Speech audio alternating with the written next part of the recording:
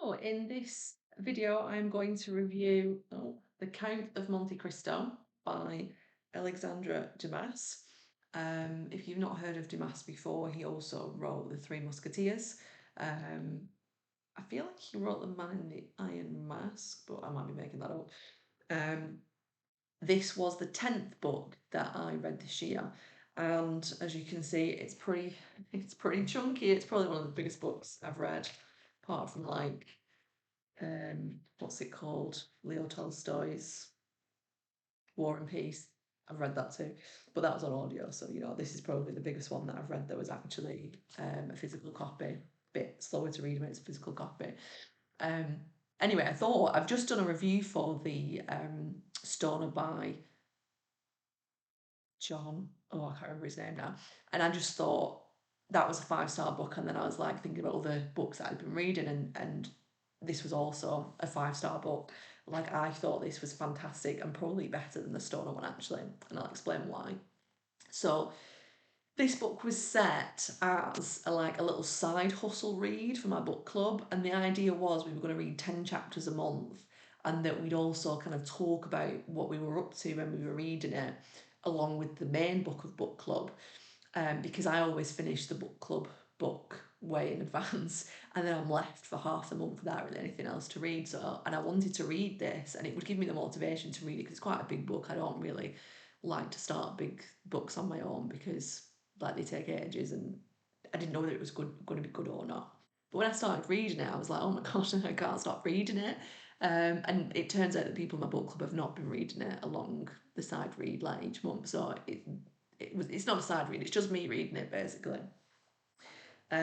Yeah, this book is absolutely fantastic, and there's loads of twists, and there's loads of like crossovers with characters, and it's just a masterpiece of, oh, it's just so good. Like, I loved it so much. And I wonder, like, my Myers-Briggs is an int J, and I wonder if this is written like an int J would write, and that's why I'm attracted to it and love it so much, because it's very well thought out and planned, and like all the characters cross over, and I just love that. I love it when characters cross over, and there's kind of like there's a lot of kind of like disguises, and you've got to figure out who it is, and there's a lot of guessing, and it's superb, and it's so interesting that it's been written as like a serial as well. So um like, it's not been written as a book, it's been, and that probably explains why it's so good, because every chapter is amazing. Like, there's no filler chapters, there's no chapters where you're like, well, that was a rubbish chapter, nothing happened, or they're setting the scene up or whatever. There's no chapters like that. Like, every chapter is amazing.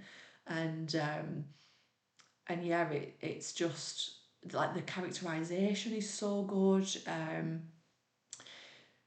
So from this point, I'm probably going to give some spoilers if you don't want to know the plot, because it probably will ruin it for you. Perhaps stop watching now. To kind of give you, I mean, I won't go into loads of detail because obviously, like, read it yourself, like, you'll get more out of it from reading it yourself. But essentially, the plot begins, I think it's like in Napoleon's era, and it's like 1700s, is that right?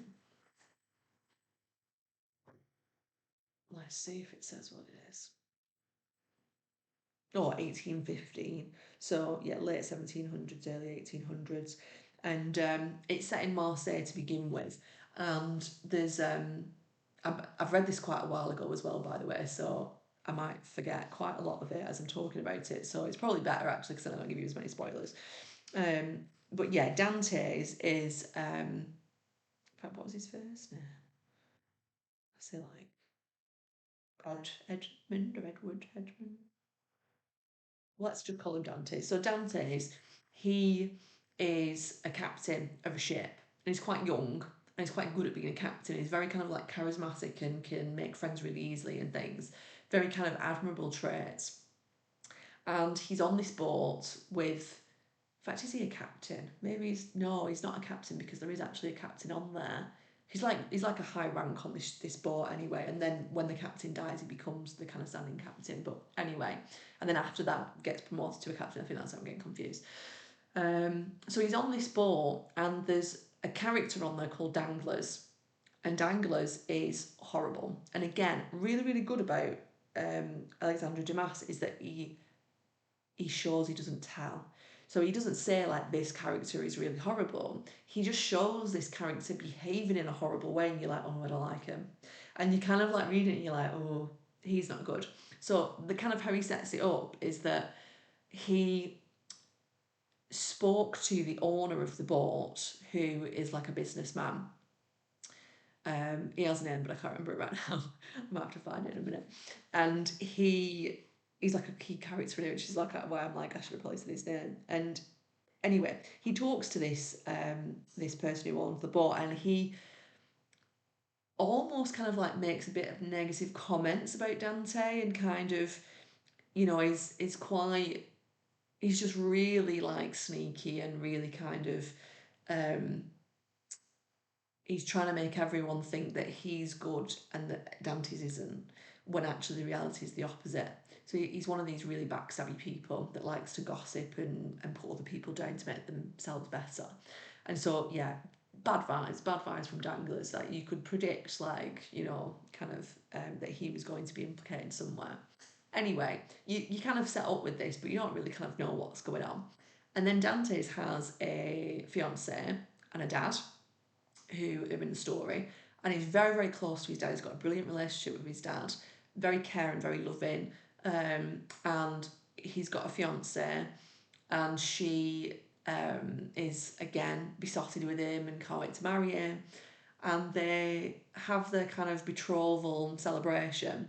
And as they're celebrating, Dantes gets arrested and he gets imprisoned. And Dantes has no idea what's going on, and he doesn't get a fair trial or anything like that. And before he gets imprisoned, he actually goes to see the justice person. Oh, I can't remember what they're called. Um, what's his name? His name begins with a V, like Billy. They're all French names as well. So, well, they're not all French names, but they're quite French. So it's quite difficult to remember. Oh, here we are. Valfort, Vilfort, probably Vilfort, isn't it? But then it's interesting that it's Valfort, because it's like he is a Val character again. So what happens is he goes to see this justice person. Let's see if I know what they're called.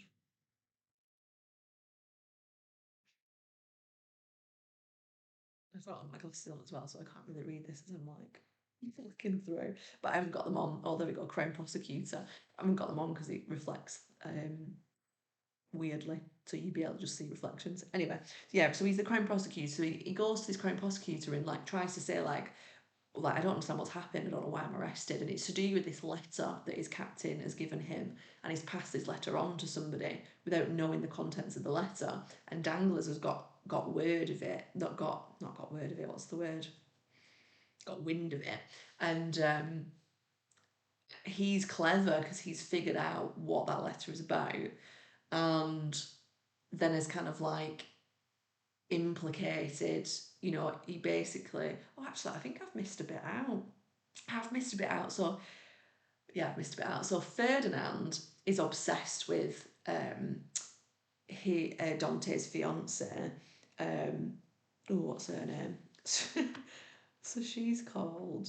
Uh, what's she called? I want to say like.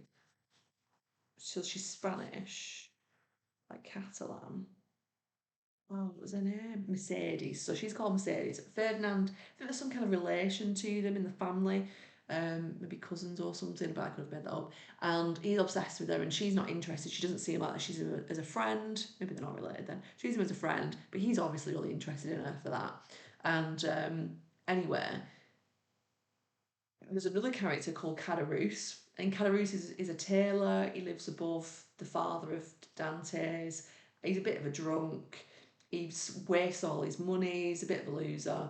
He's always trying to he's always woe is me, and doesn't work very hard, and just wants to try and get other people's money basically. So obviously Danglers, Caderousse and Fernand are talking to each other, and Danglers has made Fernand come over and figured out what Fernand is like in the kind of love triangle thing, and used him in a way, again, this is why you don't like Danglers, because of his behaviour, not what he's saying. He's very manipulative. He manipulates Ferdinand into um, reporting Dante's for the letter. I'll not spoil it for you.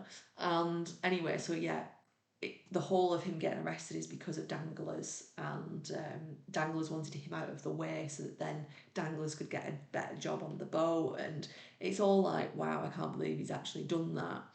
And Canaris doesn't say anything because then obviously that'll impact on him because then he'll be implicated and all that kind of stuff. So anyway, Dantes goes in prison after going to the Crown Prosecutor, and the Crown Prosecutor is implicated because his father is implicated with this kind of thing. So anyway, gets put in prison, and he's on like an island, so he can't get off it, and he doesn't get any kind of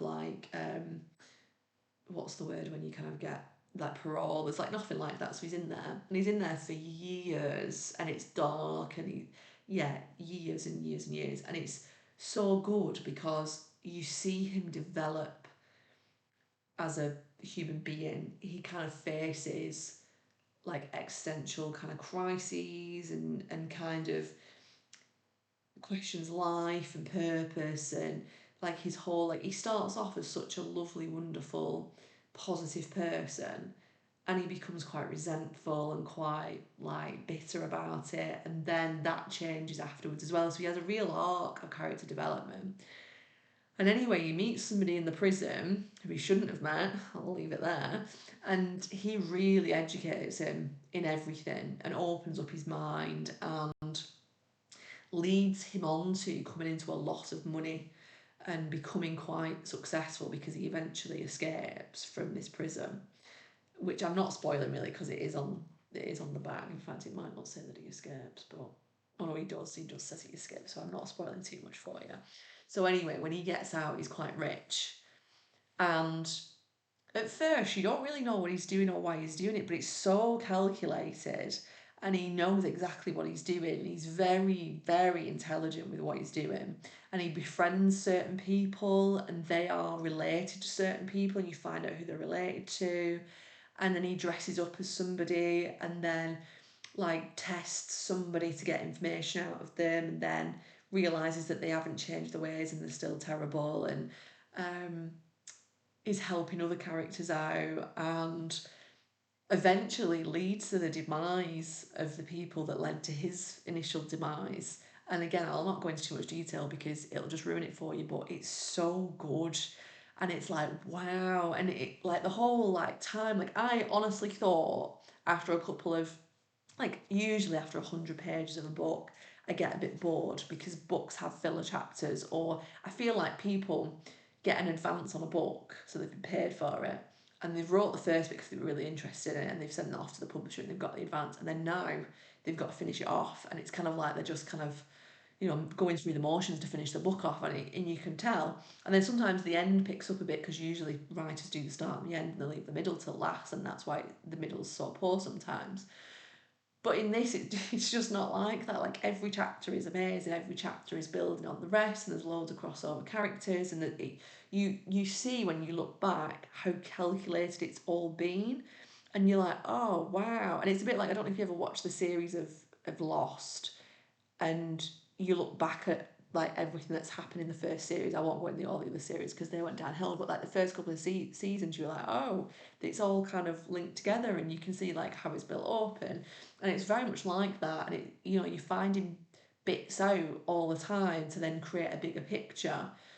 And there's a lot of kind of like sadness because obviously, like, when he comes out of prison, Mercedes has moved on. Like, she thought he was dead, and it took her years, but she thought he was dead, and she's moved on with her family, and she's done quite terrible things herself because of that. But again, she didn't have much choice, and she didn't know the context, and she didn't know what happened.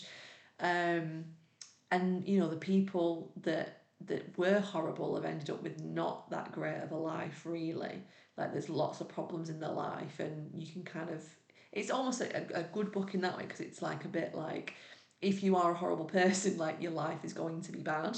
But then there are other things where, if the, so he calls himself the Count of Monte Cristo, if the Count hadn't come along and saved somebody at the morals, that's who they are. So he comes and helps the morals out a couple of times, and if he hadn't have saved them in that way, they'd have been destitute and wouldn't have been like in a good place. So it's almost like not saying that good things happen to good people, but that bad things happen to good people, bad things happen to bad people. Um, but you can't be truly successful and happy if you're not good, and like there is a message of that in there, so I quite liked that. um and yeah, like even the ending was okay. Like I'm trying to think actually what the ending was. Let me just have a little quick look and reminder of what it was. um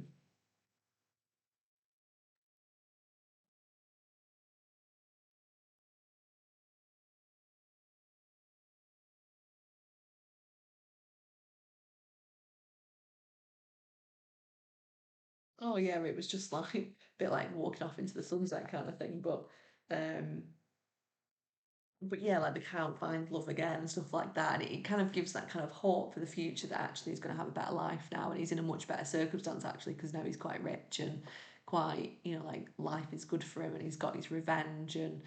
Um and yeah, like I'm so glad that I read it, and it's really interesting because I actually think, because I've read Three Musketeers, I listened to like a kind of theatrical acted out version on Audible, which was amazing as well. And so I'm really, really interested to read another book of Alexander Dumas, because I really like his writing and his characterization. I did actually have a look, and there was a lot of Musketeer books. I'm not really interested in reading another Musketeer book, but I would be interested in reading another one of his, because I feel like his style of writing is more like what I like. Um, so yeah, I definitely recommend reading it. There is an audio book if you'd rather listen to it, but yeah, fantastic, fantastic book. And it's, it's so admirable that he's wrote this. I think there's someone in my book club said there was some suspicion that for some of the chapters he got somebody else to write it for him. And it's interesting because as I'd been told that, and I was reading it, I was like, oh, actually, I can spot a couple of differences in styles in some of the chapters, because there were some that dragged a little bit, and I was like, oh, this is not like usual. Um, but when I say dragged a bit, I don't mean in comparison to like other books, like just in comparison to the fact that it's such a fast pace and there's so many characters and it's really interesting, it's moving on all the time. There was just a tiny bit that was dragging a little bit. Um, but yeah, I would definitely, definitely recommend it because I really, really enjoyed it. And I'm really happy actually because this year I've read two five-star books and it's been a while. So yeah, it's made me really happy.